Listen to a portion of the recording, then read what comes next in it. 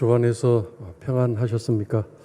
오늘 맥주감사주일 예배를 드리게 된 것을 하나님 앞에 영광 올려드리면서 이스라엘 백성들이 보리 농사를 짓고 처음 곡식을 거둔 다음에 하나님께 드렸던 감사의 전통을 오늘 우리들이 계속 이 맥주감사주일을 지키면서 드리고 있습니다.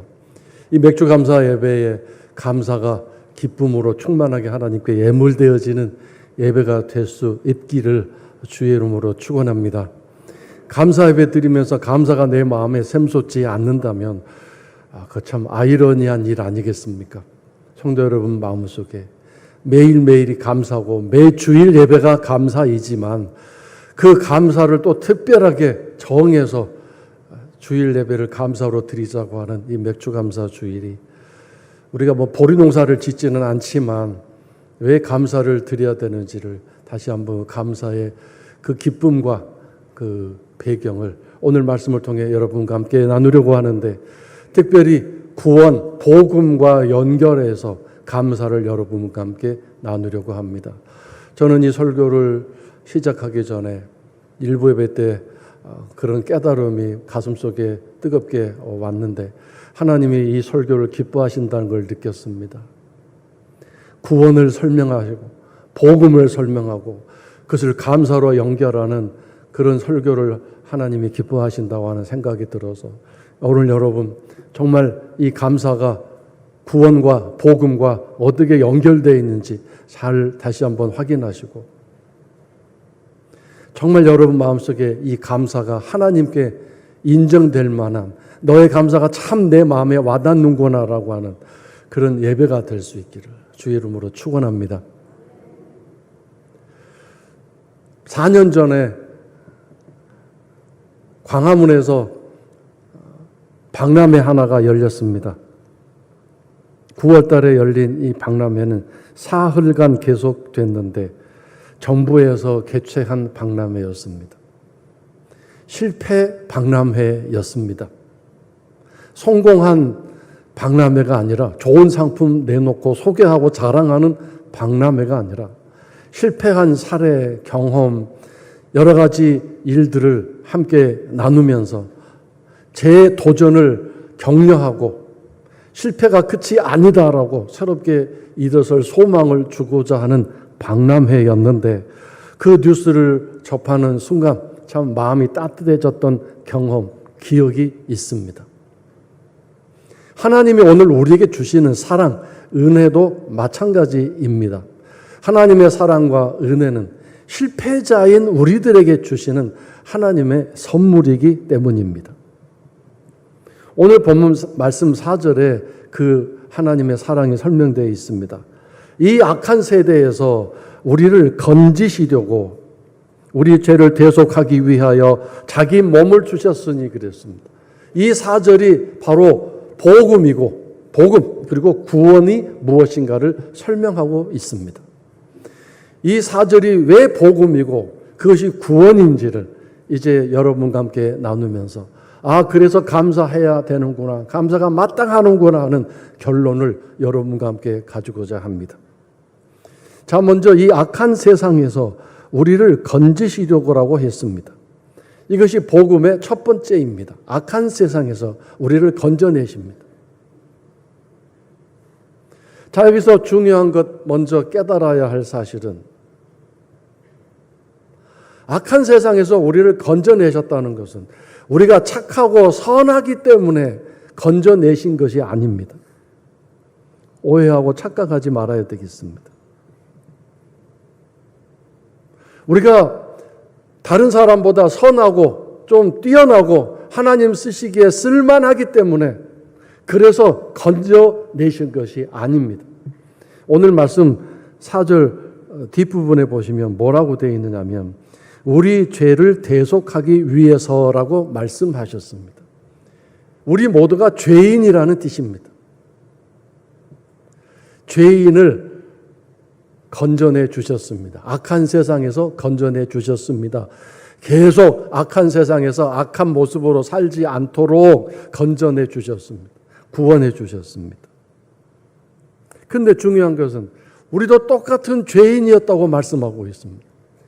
죄인이었는데 악한 세상에서 죄를 짓고 사는 사람들이었는데 또 그렇다고 여기에서 내가 다른 사람보다 덜 죄를 짓고 더 착한 그런 삶을 상대적으로 살았기 때문에 나를 건져내 주신 것이 아닌가 이렇게 생각해서는 안 되겠습니다. 우리는 하나님 앞에서 착하게 살고 선하게 사는 일에 실패한 사람들이고 성공하지 못한 사람들입니다.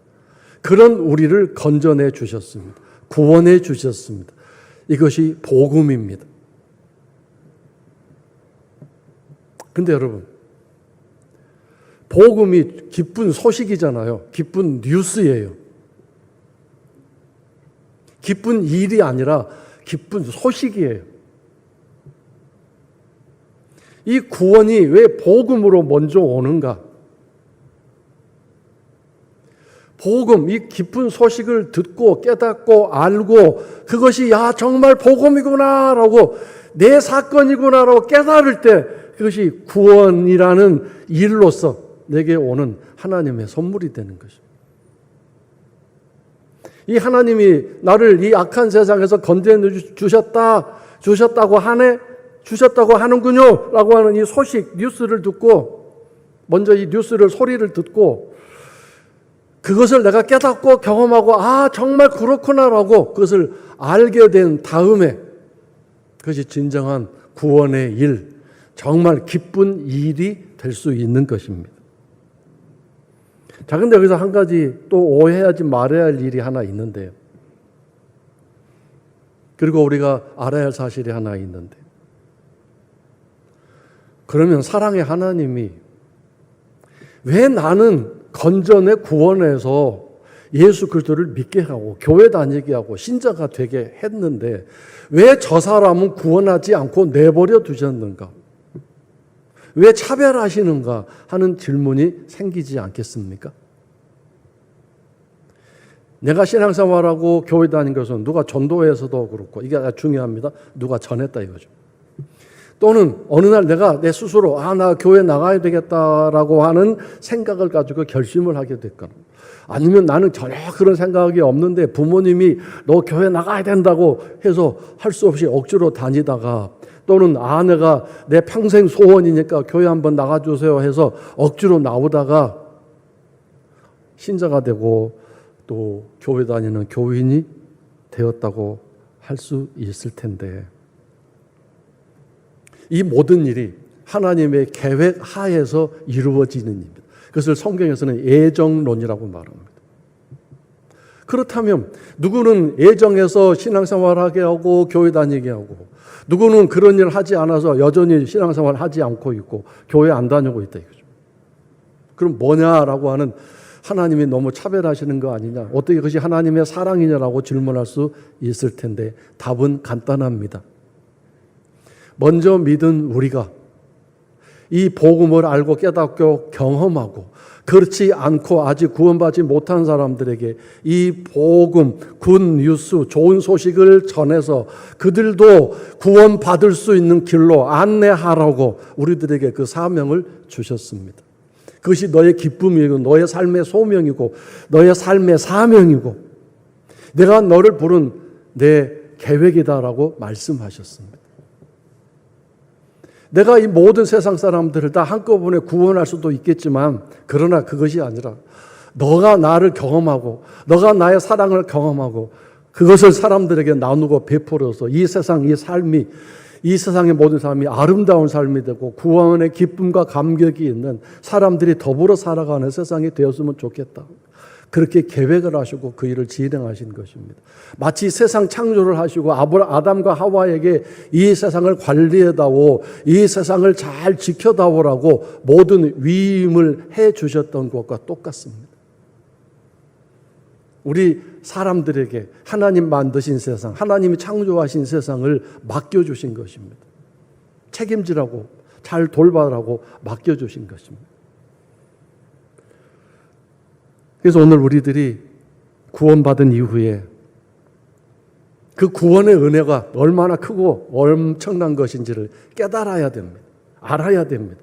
그래야만 그것을 다른 사람에게 전할 수 있지 않겠습니까? 그 구원의 기쁨과 감격이 없는 내가 어떻게 다른 사람에게 그 구원에 대해서 이야기하고 당신도 구원받아야 되지 않겠습니까? 라고 말할 설득력이 있겠습니까?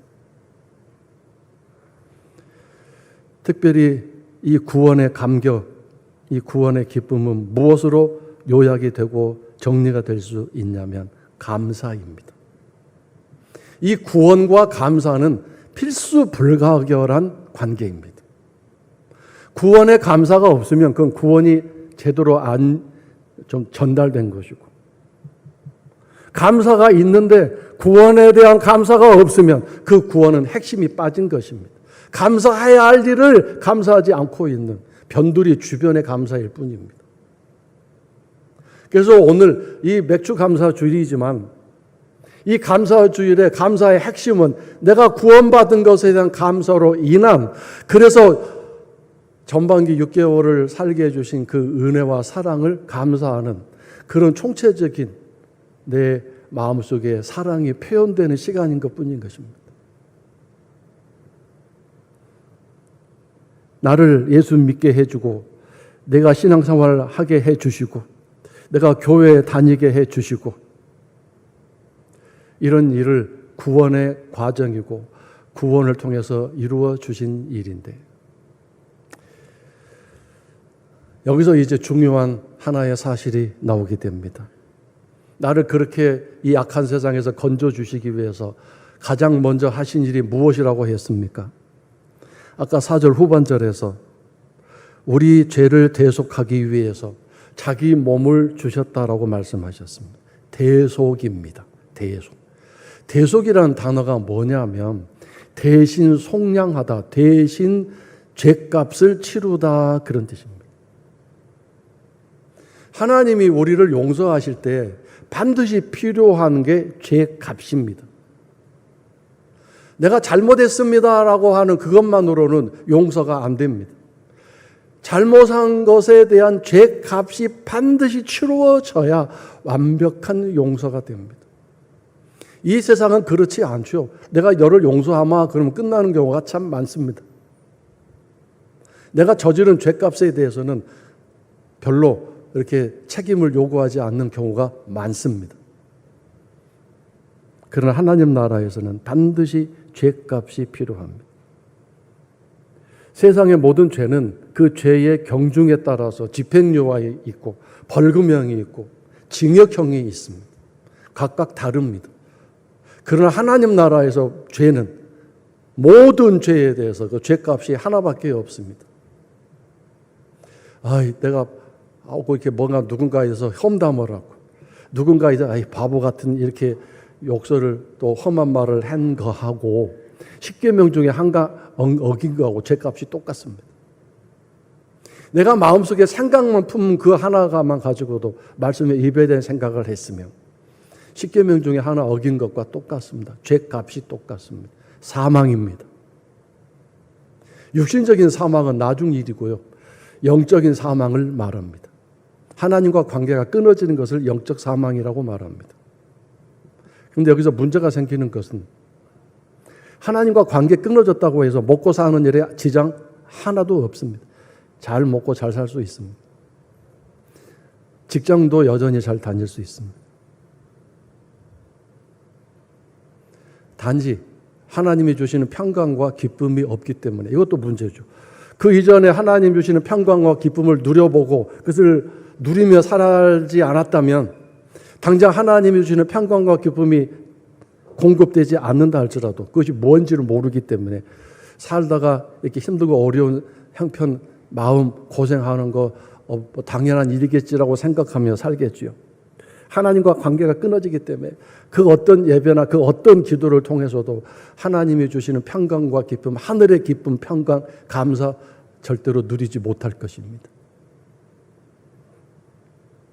이것이 영적 사망입니다. 그런데 여러분, 이 영적 사망의 죄값을 예수님이 대신 치러 놓으셨습니다. 죄값을 다 준비해 놓으셨어요. 예치해 놓으셨습니다. 누구든지 그 예치해 놓은 죄값을 갖다 쓸 자격이 오늘 하나님의 백성 자녀들에게 허락되었습니다. 하루에 뭐 500번, 1000번을 갖다 써도 하나님은 잘했다라고 말씀하시지 야단치지 않으십니다. 이것이 놀라운 하나님의 사랑이요 은혜입니다.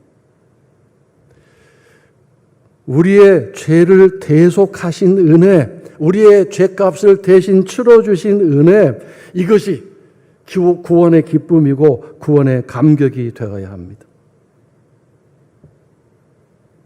이것이 왜 중요하냐 하면 우리의 영혼의 문제이고 저 천국에 가는 문제이고 지옥과 관계된 문제이고 영원한 우리의 영생의 삶에 관계된 문제이기 때문에 그런 놀라운 삶을 위해서 대속, 죄값을 대신 치러주셨는데 자 여러분 여기서 한번 더 다시 깊이 생각해 봅시다. 우리가 사회적인 죄를 짓고 윤리와 도덕에 어긋난 죄를 짓게 되면 경찰과 검찰이 곧바로 출동합니다. 그 죄에 관여를 합니다. 그래서 하루아침에 직장도 잃을 수 있고 명예도 잃을 수 있고 돈도 다 날릴 수 있습니다. 근데 여러분 이 죄를 이렇게 지어서 이렇게 엄청난 상황이 벌어질 상황인데 검찰이나 경찰이 출동하기 전에 그 죄의 주관자가 그 죄에 관여된 주관자가 내가 당신의 죄를 다 용서하겠소. 그뿐만 아니라 당신이 그 저지른 죄로 인한 손해와 손상된 모든 것을 내가 직접 다 해결하겠소. 당신이 할 일은 아무것도 없어. 오직 내가 한 이 모든 일에 대해서 누리기만 하면 됩니다. 라고 말할 때 이게 얼마나 감격스러운 일이겠습니까? 죄를 용서해 줄 테니까 그 대신 죄로 인해서 생긴 손실, 손상은 당신이 해결하시오라고 할 때 내가 그것을 해결할 수 있는 범위 내라면 좋겠지만 그 이상이 될 때 내 모든 것을 다 도원해도 할 수 없는 상황일 때 어떡하겠습니까? 그 죄를 용서해 줬다는 감격과 기쁨은 있을 수가 없는 것이죠. 그러나 상상할 수 없는 그 손실과 손상에 대해서 그 주관자가, 피해자가 내가 다신 다 해결하겠소라고 말할 때 이건 정말 엄청난 감격과 기쁨 아니겠습니까? 바로 하나님이 이 일을 행하신 것입니다. 피해자이신 그분이, 법의 주관자이신 그분이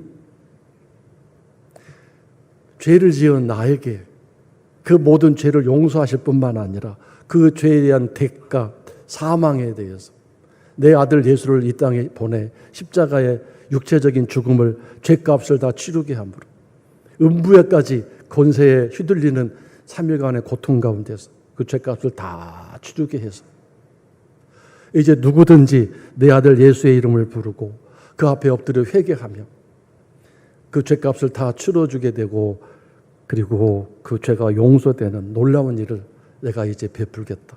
이것이 바로 구원이요 복음의 기쁜 소식. 정말 하나님의 베푸신 놀라운 사랑입니다. 이 기쁨과 감격이 우리에게 있어야 하는데 근데 문제는 하나님과 우리 사이에서의 죄의 문제는 그것이 뭐였든지 간에 경찰이 출동하지 않고 검찰이 우리를 불러 호출하지 않기 때문에 거기서 문제인 것 같습니다. 그래서 이 하나님과 관계에서 죄 문제는 별로 심각하지 않은 것 같습니다. 사회적인 죄, 사회적인 도덕과 윤리를 어긋나게 한 죄, 민법, 상법, 형법에 어긋나서 그것이 고발되고 발각되어서 이제 호출되고 끌려갈 상황에 됐을 때는 심각한 일이 좀 벌어진 거죠. 그런데 여러분, 내가 원수를 용서 안 했다고 해서 검찰이 출동합니까?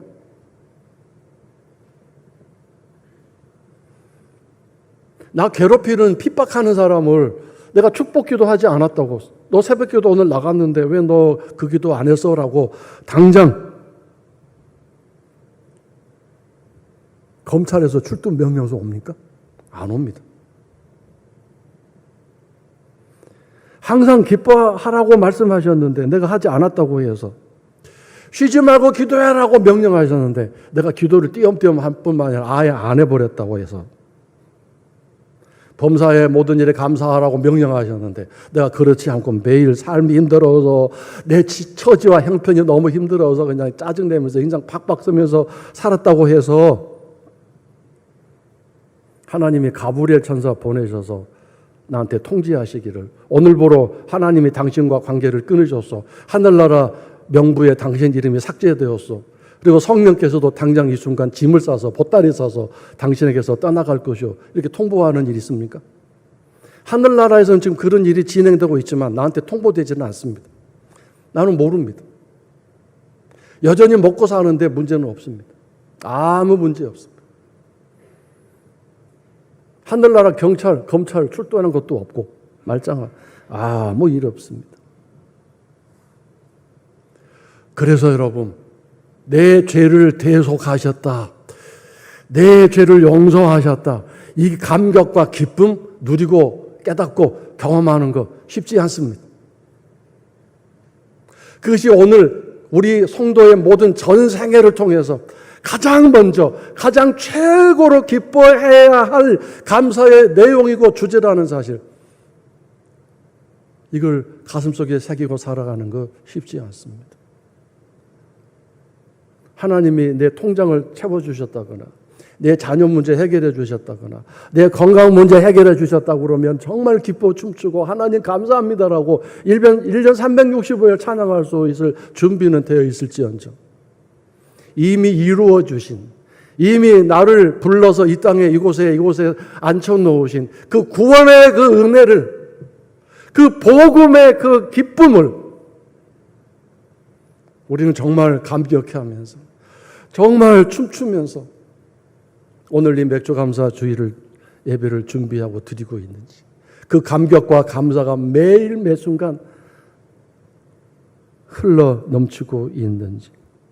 왜냐하면 이 땅의 짧은 인생 사는 동안에도 내 잘못을 용서해 주고 내 잘못한 모든 손해와 실수들을 다 덮어주는 그런 일을 통해서도 감사와 기쁨이 있을 텐데, 내 저 영원한 삶, 저 천국의 삶을 위해서 그 엄청난 내 죄를 용서해 주시고 내 죄값을 다 치러주시기 위해서 정의를 심판하셔야 할 그 원인 또 주관자께서 스스로 십자가에 못 박아 죽으시면서 내가 너의 죄값을 요구하지 않겠다, 내가 다 치러주겠다고 하셨으니 이것이 얼마나 감사하고 감격할 일입니까?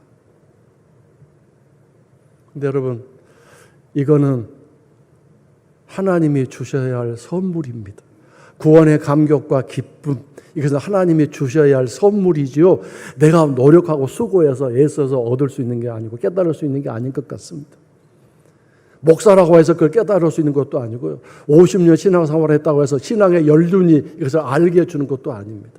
하나님이 어느 날 내가 착실하게 말씀 안에서 신앙생활하고 신앙생활을 이렇게 선하게 아름답게 해 나갈 때 어느 날 하나님의 시간에 그것을 깨닫게 해주시고 내 눈을 열어서 내 마음을 열어서 그 십자가의 놀라운 사건, 그 신비한 사건, 그 사랑의 놀라운 그 기적을 깨달을 수 있도록 알려주시는 그런 순간이 있어야 합니다. 그리고 이 기쁨과 감격은 그때 한 번만 진행되는 것이 아니라 매 순간 계속해서 살아 있어야 합니다. 그것이 믿음이고 소망입니다.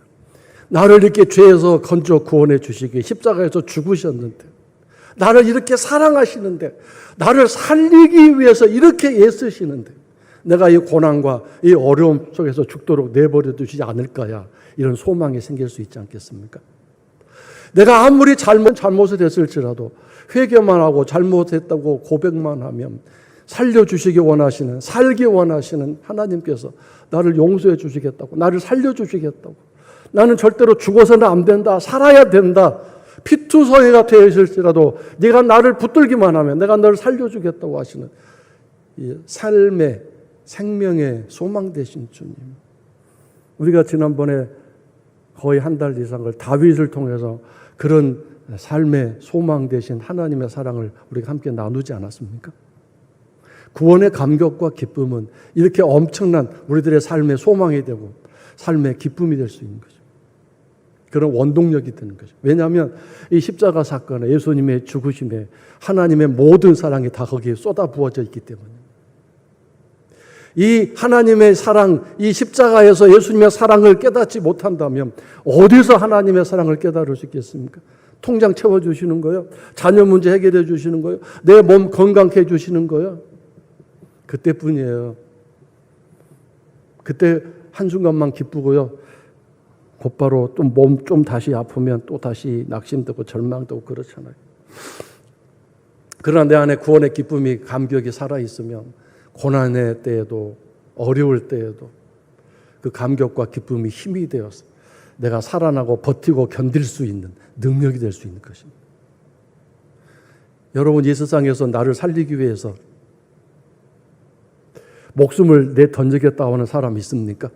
혹시 부모는 자녀를 위해서 그럴지 모르겠지만 부모는 그럴 용기와 그런 마음속에 결심들이 있겠죠. 부모라면. 근데 그것도 당장 일어나 봐야 알 일이고 근데 나를 위해 목숨 내던지신 그 주님의 사랑, 하나님의 사랑 안에서 우리는 소망이 있는 거죠. 믿음이 굳건하게 세워질 수 있는 것 아니겠습니까?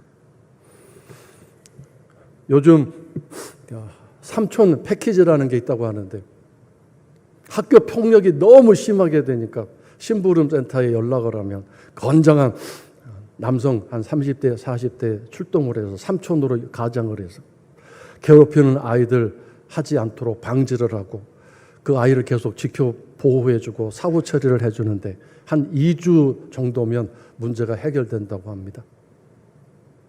근데 이 삼촌 패키지 사용하는데 한 700에서 800만 원 든다고 합니다. 저는 이 이야기를 읽으면서 딱 생각난 게 그거였습니다. 야, 세상이 정말 악하구나. 악한 세상에 살고 있구나. 그런 생각이 들었습니다. 근데 여러분, 오늘 성경 본문에서 이 세상이 악한 세상이다라고 말할 때 이렇게 우리가 살기 힘들고 어렵고 폭력이 난무하고 폭행하는 시대요. 무질서하고 예의가 없는 시대요. 말만 했다 그러면 폭언과 욕설과 비방과 험담 이런 것이 가득한 세상이기 때문에 그래서 악한 세상이라고 한 걸까요? 성경 말씀에서 악한 세상이라고 할 때는 그것이 뭐냐면 믿음을 지켜나가기 힘들고 소망을 가지고 살아가기 힘들고 하나님의 사랑으로 살아가기 힘들게 되어진 세상이어서 그래서 그 세상을 악하다라고 말합니다. 그러므로 여러분 우리는 가끔 하나님 코로나 때문에 살기 힘들어요. 경제가 어려워요. 어서 좀 해결해 주세요. 우리나라 정치가 좀 서로 화합하고 아름다운 정치가 되도록 도와주세요. 이렇게 기도하는데 하나님이 그 기도에 대해서 어떻게 생각하실까 한번 생각해 보셨어요? 만약에 정말 살기 편하고요. 욕설도 없고 비방도 없고 폭력도 없고 전부 다 예의를 잘 지키고요. 남에게 피해될까 봐서 조심조심 배려하는 그런 세상이라고 할 때 하나님이 야 선한 세상이라고 이렇게 말씀하실 수 있을까요? 아무리 살기 편하고 좋은 세상이고 예의가 가득 찬 세상일지라도 하나님을 믿고 섬기고 예배하는 일에 방해되는 일들로 가득 찬 세상이라면 그 세상은 하나님 보기에 악한 세상입니다.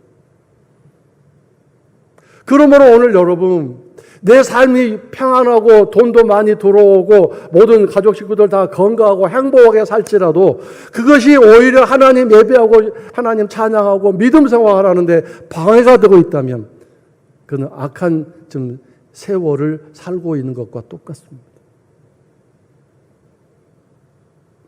그러므로 여러분 오늘 이 상황 속에서 다시 한번 우리가 믿음을 지키고 하나님의 말씀 안에서 저 천국을 향하여 살아가는 성도의 삶을 제대로 살려면 무엇보다도 구원의 감격과 구원의 기쁨이 회복되어져야 됩니다. 그것이 내 안에 충만하게 채워져야 됩니다. 그러기 위해서 하나님이 선물로 주셔야 되기 때문에 기도하십시오. 하나님, 제가 마음속에 이 구원의 기쁨, 감격, 이것이 감사로 흘러 넘치게 해주세요. 내 죄를 대속해 주셨다는 이것이 무엇인지를 내 가슴 깊이 깨닫고 이해하고 알고, 그래서 그것으로 인해서 감사가 흘러 넘치게 해주세요. 나를 이렇게 죄에서 건져 구원해 주셔서 하나님 백성 삼아주시고 하나님 자녀가 되게 해주시고 이 땅의 짧은 생에 끝나면 저 영원한 하늘나라의 삶을 약속해 주셨으니, 이 비밀을 나에게 알려주셨으니 이제 내가 이 감격과 기쁨으로 이것을 모르고 있는 내 옆에 있는 사람들에게, 이웃에게, 심지어 교회에 나오고는 있지만 그 구원의 감격, 기쁨, 이 신비한 이 구원의 이 비밀을 아직도 알지 못하고 있는 홍길동 집사에게 내가 그걸 알려줄 수 있도록, 내 삶으로 증거할 수 있도록 주님 저를 사용해 주십시오. 우리가 그런 기도를 해야 될 줄로 믿습니다. 우리 성도 여러분들이 이 구원의 기쁨, 이 감격, 이 복음이 정말 복된 일로 바꾸어지는 구체적인 경험이 되고 간증이 되셨어요. 이제 이 복음을 또 다른 사람들에게 증거하고 전하는 복음 전도자, 구원의 기쁨이 우리 성도들에게 늘 흘러 넘치는 하루하루가 되시기를 주의 이름으로 축원합니다.